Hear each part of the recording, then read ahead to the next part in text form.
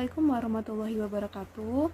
Halo semuanya, Alhamdulillah hari ini kita bertemu kembali pada mata kuliah pembelajaran digital. Yang terhormat Ibu Dewi Pratita, Sarjana Pendidikan, Magister Pendidikan, dan yang terhormat Bapak Desponi, Sarjana Pendidikan, Magister Pendidikan, selaku dosen pengampu pada mata kuliah pembelajaran digital. Pada video pembelajaran kali ini, kami dari kelompok 6 akan membahas mengenai video digital. Baiklah, sebelum masuk ke materi, saya selaku moderator akan memperkenalkan terlebih dahulu anggota dari kelompok 6. Yang pertama ada Resma Angelika atau saya sendiri, yang kedua ada Tasya Cahyani Tias, yang ketiga ada Nugrahani, yang keempat ada Lutfia Adinda, yang kelima ada Rahma Sundari, yang keenam ada Oktariana Rusli, yang ketujuh ada Nurbaiti Lestari, yang kedelapan ada Imam Tantowi, yang kesembilan ada Intan Dea Jessica, yang ke-10 ada Syafina Huljana.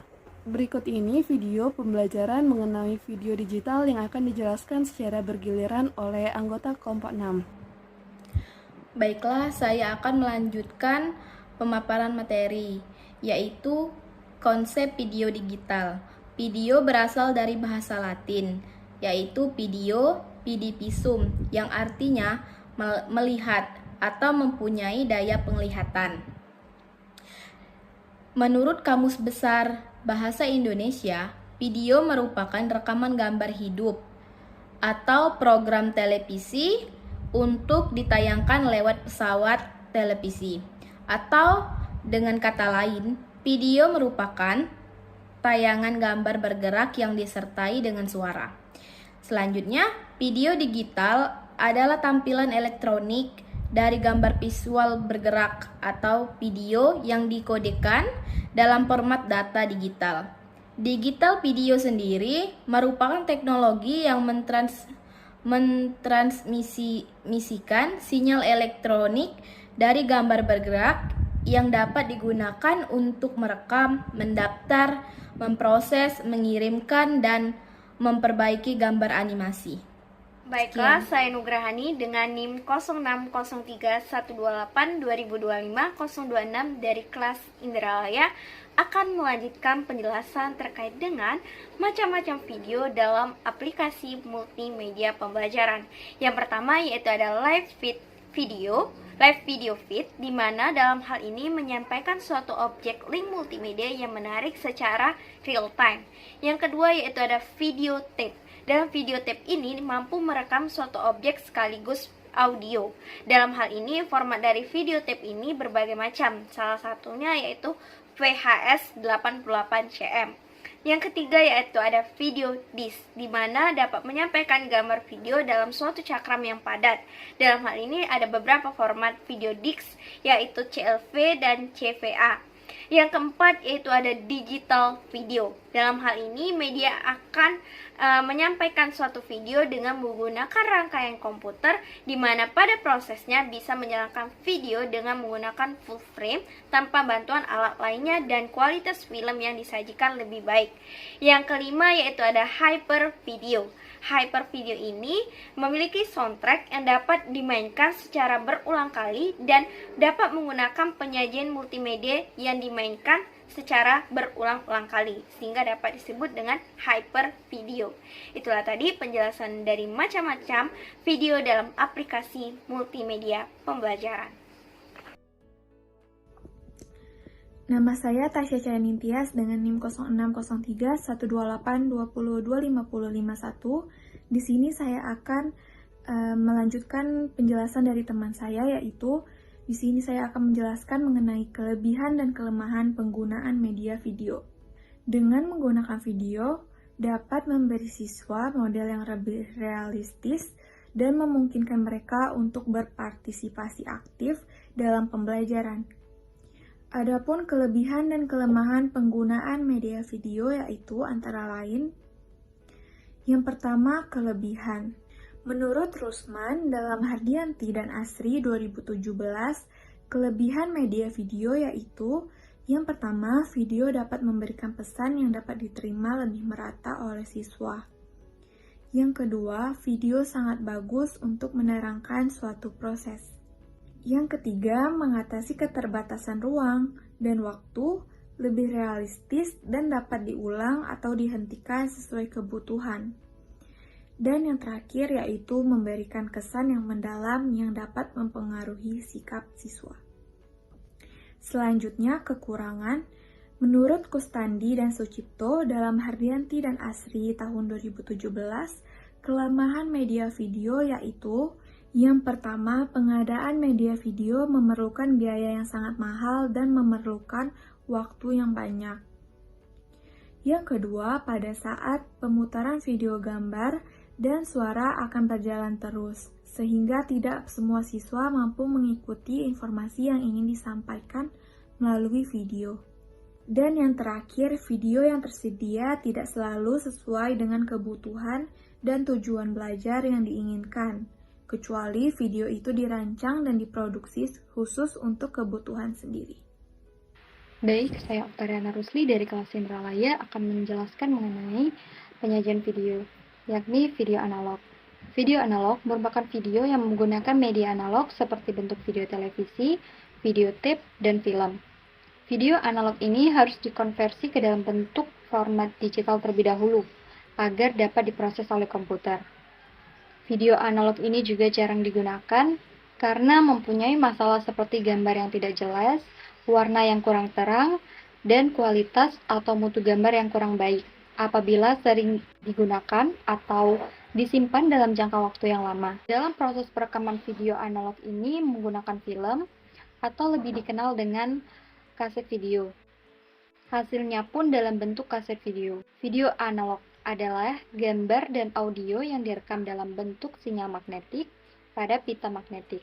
Sinyal analog ini merupakan suatu bentuk dari komunikasi elektronik yang merupakan proses pengiriman informasi pada gelombang elektromagnetik yang bersifat variabel, berkelanjutan, dan besarnya berubah dalam waktu dan ruang. Contoh dari sinyal analog ini yaitu sinyal elektrik yang dihasilkan oleh elektrik non-digital seperti sinyal suara pada radio konvensional, sinyal gambar atau foto pada kamera konvensional, dan sinyal video pada televisi konvensional.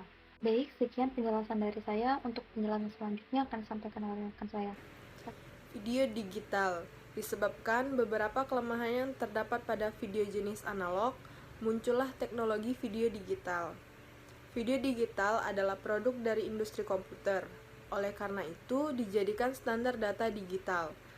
Video digital dikembangkan untuk mengatasi masalah yang ada pada video analog.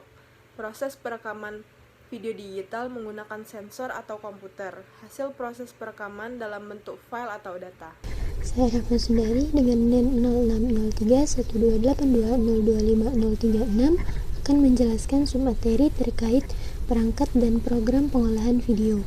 Nah, era digital sudah masuk dan siap untuk menggantikan era analog yang selama ini kita kenal. Meskipun peralatan yang digunakan sudah menggunakan teknologi yang baru, namun proses kerjanya relatif sama. Perkembangan video analog ke digital semakin memudahkan untuk menghasilkan sebuah video yang kreatif dan sangat menarik untuk dipelajari karena semakin berkembangnya dari teknologi saat ini.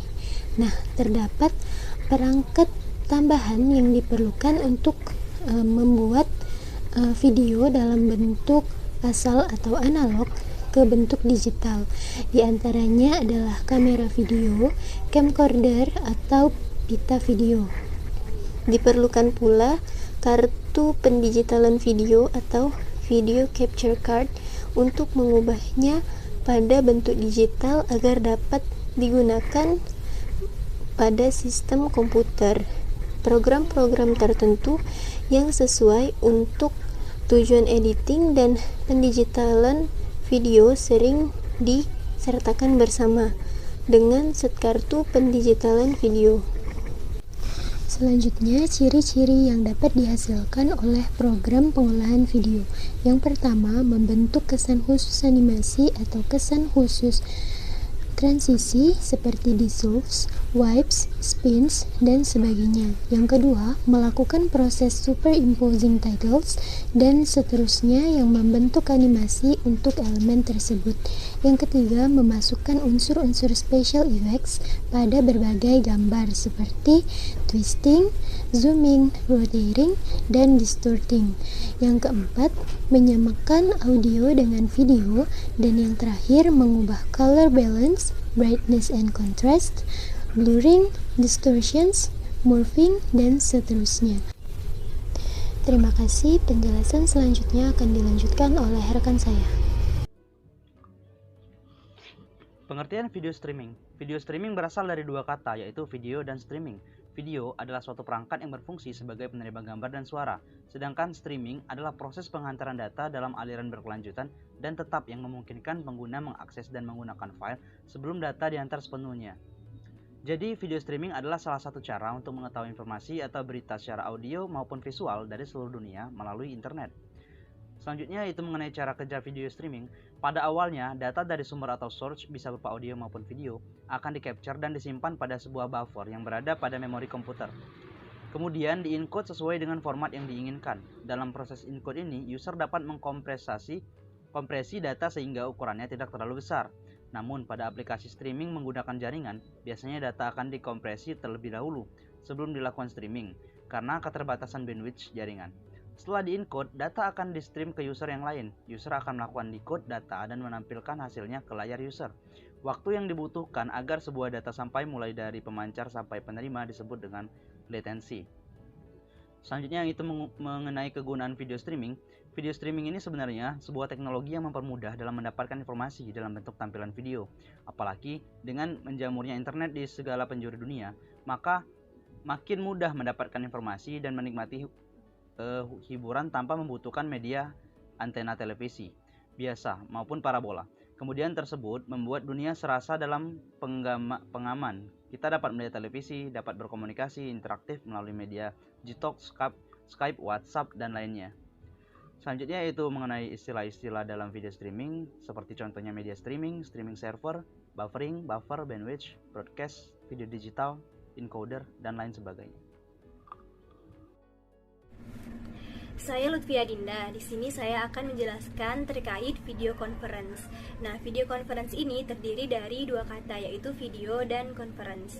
Video sendiri artinya adalah suatu perangkat yang berfungsi sebagai penerima gambar dan suara. Sedangkan conference itu artinya adalah diskusi antar pengguna teknologi informasi melalui perangkat multimedia. Nah, jadi dapat kita simpulkan bahwa video conference ini itu artinya adalah penggunaan komputer jaringan yang memungkinkan penggunanya, baik dua orang atau lebih, yang berada pada lokasi berbeda untuk melakukan interaksi berupa gambar dan suara secara bersamaan. Nah, contoh dari video conference ini sendiri sudah banyak atau sudah sering kita gunakan, yaitu contohnya seperti Zoom Meeting, Google Meeting, atau melalui WhatsApp juga bisa, dan aplikasi-aplikasi video conference lainnya. Nah, adapun manfaat dari video conference ini, yang pertama yaitu dapat menghemat waktu, tempat, dan tenaga. Kemudian manfaat yang kedua yaitu memperkokoh demokratisasi. Manfaat yang ketiga melahirkan inovasi yang menarik, serta manfaat yang keempat secara materi dalam dunia pendidikan itu dapat menghemat biaya pembelajaran karena memungkinkan untuk tidak perlunya membayar banyak pendidik melalui video conference ini. Terima kasih. Baiklah, demikianlah video pembelajaran mengenai video digital dari kelompok 6. Terima kasih telah menyaksikan video pembelajaran dari kelompok kami. Saya mewakili teman-teman saya memohon maaf apabila ada kesalahan dan kekurangan, dan kepada Allah kami memohon ampun. Wassalamualaikum warahmatullahi wabarakatuh.